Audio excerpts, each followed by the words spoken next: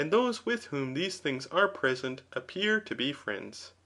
At present, however, we shall omit the consideration whether or not there can be friendship between a man and himself.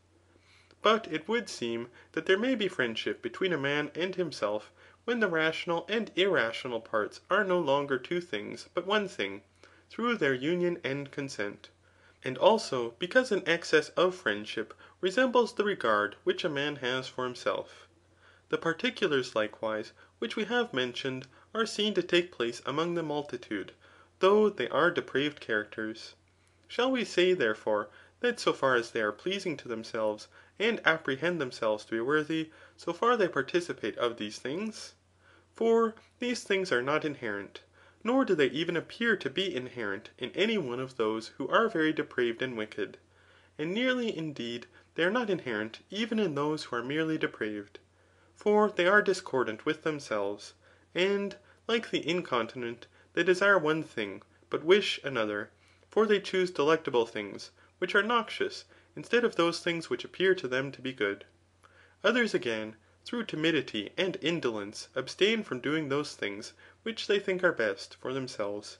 But those by whom many and dreadful deeds are performed, and who are hated on account of their depravity, fly from life, and destroy themselves. Depraved men, likewise, search for those with whom they may pass their time, but fly from themselves. For they recollect when they are alone the many crimes they have committed, and expect the evils which are attendant on such wickedness will befall them. But they forget these when they are with others. Possessing likewise nothing amiable, they are not affected in a friendly manner towards themselves. Persons therefore of this description neither rejoice nor condole with themselves, for their soul is in a state of sedition, and one part of it, indeed, is pained on account of depravity, when it abstains from certain things, but the other part is delighted. And the one part indeed draws this, but the other that way, the soul as it were being lacerated by sense and reason. If however it is not possible for him to be at one and the same time pained and pleased, yet after a short time he is pained that he was pleased, and wishes that these delectable things had not befallen him. For bad men are full of repentance. The bad man, therefore, does not appear to be disposed in a friendly manner even towards himself, because he possesses nothing amiable. But if it is very miserable to be in this condition, every one should strenuously fly from depravity, and endeavour to be worthy. For thus a man will be disposed in a friendly manner towards himself, and will become the friend of others. CHAPTER 5. Benevolence, however, resembles indeed friendship, yet is not friendship. For benevolence may be exerted towards unknown persons, and latently, but friendship cannot. These things therefore have been asserted before. But neither is it dilection, for it has not either impulse or appetite, and these are consequent to dilection. And dilection indeed subsists in conjunction with custom, but benevolence may be suddenly produced. Thus the spectators sometimes become suddenly benevolent towards those who contend for prizes at public solemnities, and unite with them in their wishes for success, but they do not at all co^perate with them. For as we have said, they become suddenly benevolent towards them, and love them superficially. Benevolence, therefore, appears to be the beginning of friendship, just as the pleasure received through the sight is the beginning of love.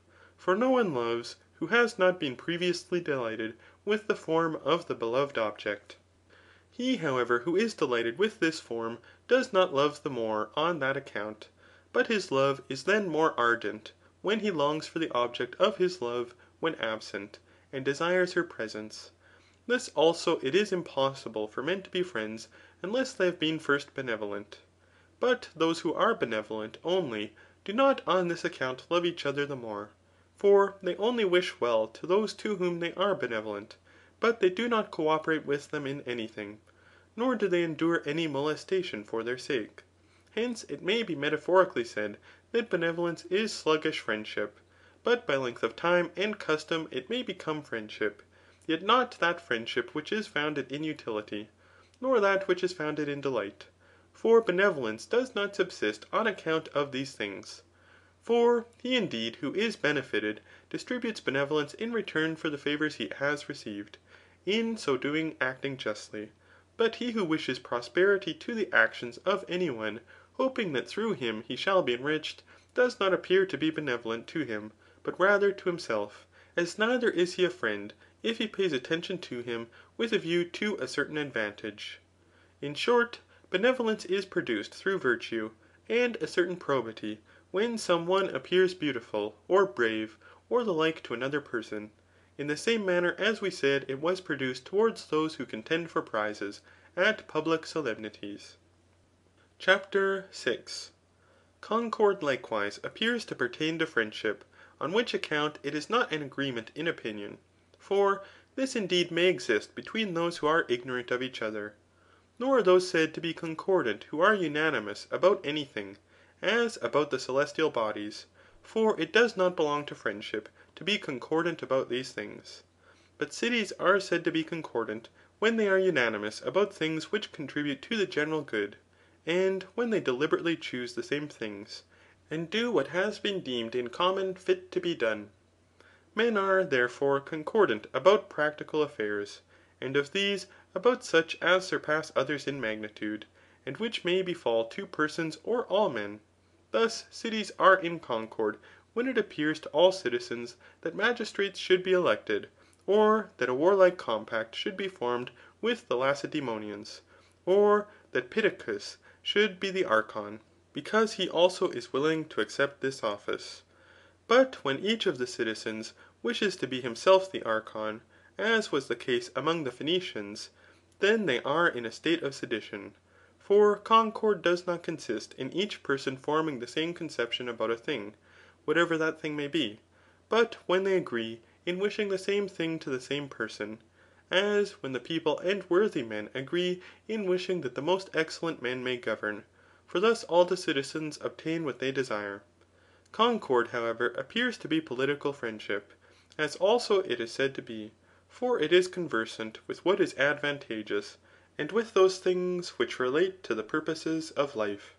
But a concord of this kind exists among worthy men ; for these are in concord with themselves and with each other, since they are, as I may say, conversant with the same things. For the wishes of men of this description are permanent, and do not undergo a flux and reflux, like the Euripus. For their will is directed to things just and advantageous, and these they desire in common.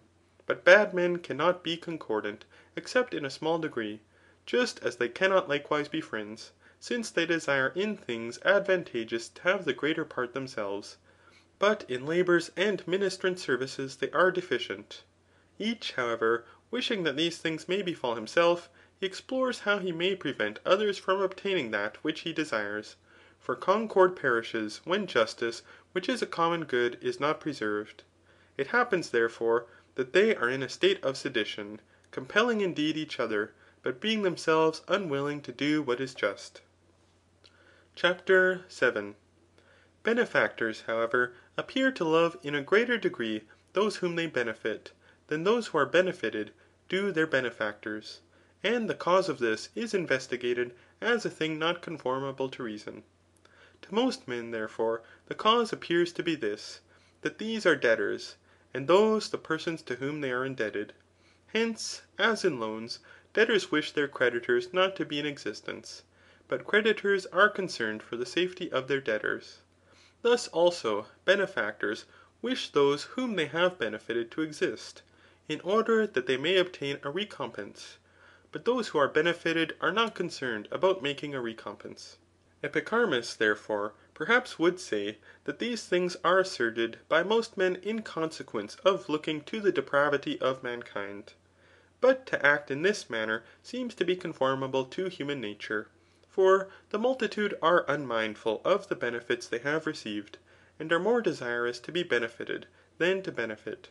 It would seem, however, that the cause of this is more natural, and does not resemble that which pertains to the loan of money. For creditors do not love their debtors, but wish them to be preserved, for the sake of receiving what they have lent. But benefactors love, and are fond of those they have benefited, though at present they derive no advantage from them. nor are likely to derive any in future. And this, also, happens